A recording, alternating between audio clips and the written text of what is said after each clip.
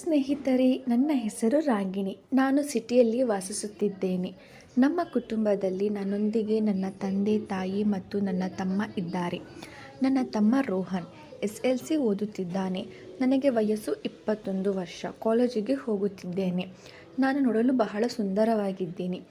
ಮುದುಕರಿಗೆ ನನ್ನನ್ನು ನೋಡಿದರೆ ನನ್ನ ಜೊತೆ ಕಬಡ್ಡಿ ಆಡಬೇಕು ಅಂತ ಅನಿಸುತ್ತೆ. ಅಷ್ಟು ಸುಂದರವಾಗಿದ್ದೇನೆ. ನಾನು ನನ್ನ ತಂದೆ ಮತ್ತು ತಾಯಿಯನ್ನು ಹಲವಾರು ಬಾರಿ ಕಬಡ್ಡಿ ಆಟ ಆಡುತ್ತಿರುವುದನ್ನು ನೋಡಿದ್ದೇನೆ. ಆದರೆ ನಾನು ಯಾವತ್ತೂ ಯಾರೊಂದಿಗೂ ಆ ಕೆಲಸಗಳನ್ನು ಮಾಡಿಲ್ಲ. ಈಗ ಕತೆಗೆ ಬರೋಣ. ಇದು ಸುಮಾರು 4 ತಿಂಗಳ ಹಿಂದಿನ ನಡೆದ ಘಟನೆ.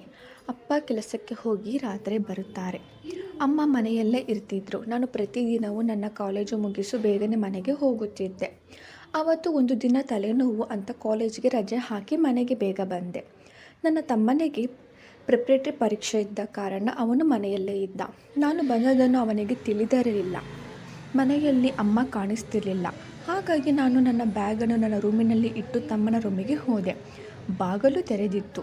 ನಾನು ಅವನ ರೂಮಿಗೆ ಹೋದಾಗ ಅವನ ಬೆಡ್ ಅಲ್ಲಿ ಕೂತು ಏನೋ ಕುತೂಹಲದಿಂದ ಪುಸ್ತಕವನ್ನು ಓದುತ್ತಿದ್ದ.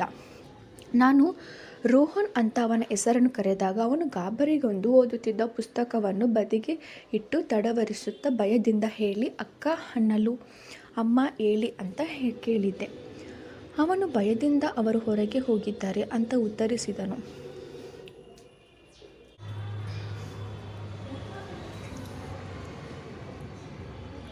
ನನಗೆ ಏನೋ ಸಂಶಯದ ಮೂಡಿತು. ಯಾಕೋ ರೋಹನ್ ಗಾಬರಿ ಆಗಿದೆಯಾ, ಏನಾಯಿತು ಅಂತ ನಾನು ಕೇಳಲು ಅವನ ತಡವರಿಸುತ್ತಾ ಅಲ್ಲಿದ್ದ ಪುಸ್ತಕವನ್ನು ಒರೆ ಕಣ್ಣಿನಲ್ಲಿ ನೋಡುತ್ತಾ, ಅದು ಅಕ್ಕ ಪರೀಕ್ಷೆ ಅಲ್ವಾ, ಭಯ ಆಗ್ತಿದೆ ಎಂದು. ಆಗ ನಾನು, ನಿನಗೆ ಏನಾದರೂ ಡೌಟ್ ಇದ್ದರೆ ಕೇಳು, ನಾನಿದ್ದೀನಿ, ಪರೀಕ್ಷೆ ಕಷ್ಟ ಇರಲ್ಲ, ನೀನು ಓದು ಅಂತ ಹೇಳಿ ನನ್ನ ರೂಮ್ಗೆ ಹೋದೆ. ರೂಮಿಗೆ ಹೋಗುತ್ತಾ ನನಗೆ ಏನೋ ಅವನ ವರ್ತನೆ ಸರಿಯಿಲ್ಲ ಅನ್ನಿಸ್ತಿರ್ಲಿಲ್ಲ. ನಾನು ನನ್ನ ಕೋಣೆಗೆ ಹೋಗಿ ಬಾಗಿಲು ಹಾಕಿ ಮೊಬೈಲ್ ಅಲ್ಲಿ ವಿಡಿಯೋ ನೋಡಿಕೊಂಡು ಕೈ ಕೆಲಸ ಮಾಡಿದ್ದೆ. ಮರುದಿನ ನಾನು ಕಾಲೇಜಿಗೆ ರಜೆ ಹಾಕಿ ಮನೆಯಲ್ಲೇ ಇದ್ದೆ. ನನ್ನ ತಮ್ಮ ಪರೀಕ್ಷೆ ಅಂತ ಶಾಲೆಗೆ ಹೋದ. ಅಮ್ಮ ನನ್ನನ್ನು ರೋಹನ್ ಕೋಣೆಯನ್ನು ಸ್ವಚ್ಛಗೊಳಿಸಿ ಎಂದು ಹೇಳಿದಳು.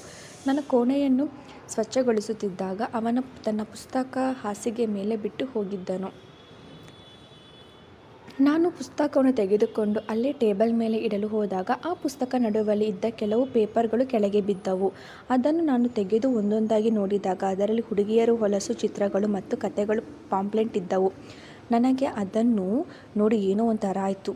ಆಗ ನನಗೆ ಅರ್ಥವಾಯಿತು ನಿನ್ನೆ ಯಾಕೆ ನನ್ನ ತಮ್ಮ ರೋಹನ್ ಗಾಬರಿ ಆದ ಅಂತ. ನಂತರ ನಾನು ಆ ಚಿತ್ರಗಳನ್ನು ಅಲ್ಲೇ ಪುಸ್ತಕ ನಡುವಲ್ಲಿ ಇಟ್ಟು ಆ ಕತೆಗಳನ್ನು ಪೇಪರ್ ತೆಗೆದು ಕೋಣೆಗೆ ಹೋಗಿ ಹಾಸಿಗೆ ಮೇಲೆ ಮಲಗಿ ಓದಲು ಶುರು ಮಾಡಿದ್ದೆ.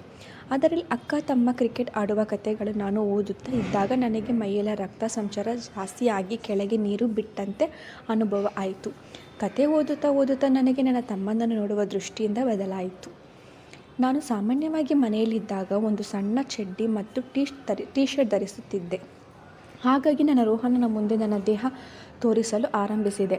ನಾನು ಅವನನ್ನು ಅದೇ ರೀತಿ ನೋಡುವುದಕ್ಕೆ ಇಚ್ಛಿಸುತ್ತಿದ್ದ. ಆದರೆ ಅವನು ಸುಮ್ಮನಿದ್ದ. ಕೆಲವು ದಿನಗಳ ಹೀಗೆಯೇ ಸಾಗಿತು. ನಂತರ ಅವನು ಕೂಡ ನನ್ನನ್ನು ಆ ಬಟ್ಟೆಯಲ್ಲಿ ನೋಡಿ ಆನಂದಿಸುತ್ತಿದ್ದ. ಆದರೆ ಅವನು ನನ್ನ ಜೊತೆ ಆ ಕೆಲಸವನ್ನು ಮಾಡಲು ಸಿದ್ಧನಾಗಿರಲಿಲ್ಲ. ಒಂದು ದಿನ ಸಂಬಂಧಿಕರ ಮರಣ ಸಂಭವಿಸಿದಾಗ ತಾಯಿ ಮತ್ತು ತಂದೆ ಅಲ್ಲಿ ಹೋಗಬೇಕಾಗಿತ್ತು. ಆ ದಿನ ನಾನು ಮತ್ತು ರೋಹನ್ ಮನೆಯಲ್ಲಿಯೇ ಇರಬೇಕಿತ್ತು. ನಾನು ಕಾಲೇಜ್ ಮುಗಿಸಿ ಮೇಲೆ ನನ್ನ ರೂಮಿಗೆ ಹೋಗಿ ಬಾಗಿಲು ತೆರೆದು ಬಟ್ಟೆ ಬದಲಾಯಿಸುತ್ತಿದ್ದಾಗ ಬಾಗಿಲ ಬದಿಯಲ್ಲಿ ನನ್ನ ತಮ್ಮ ಕದ್ದು ನೋಡುತ್ತಿದ್ದ. ನಾನು ಬೇಕಂತಲೇ ಒಂದು ಸಣ್ಣ ಬಟ್ಟೆ ಬದಲಿಸಿ ಹಾಸಿಗೆ ಮೇಲೆ ಮಲಗಿದಂತೆ ನಾಟಕ ಮಾಡುತ್ತಿದ್ದೆ. ಸ್ವಲ್ಪ ಸಮಯದಲ್ಲಿ ರೋಹನ್ ಒಳಗೆ ಬಂದು ಹಾಸಿಗೆ ಮೇಲೆ ಕುಳಿತಿದ್ದನು. ಅವನು ನಾನು ನಿದ್ರಿಸುತ್ತಿದ್ದಾಗ ಭಾವಿಸುತ್ತಿದ್ದನು. ಆದರೆ ನಾನು ನಾಟಕವಾಡುತ್ತಿದ್ದೇನೆ ಅಂತ ಅವನಿಗೆ ಗೊತ್ತಿಲ್ಲ. ರೂಮಿಗೆ ಫ್ಯಾನ್ಗಳಿಗೆ ನನ್ನ ಟೀ ಶರ್ಟ್ಸ್ ಹರಿದು ಹೊಕ್ಕಳು ಕಾಣಿಸುತ್ತಿತ್ತು.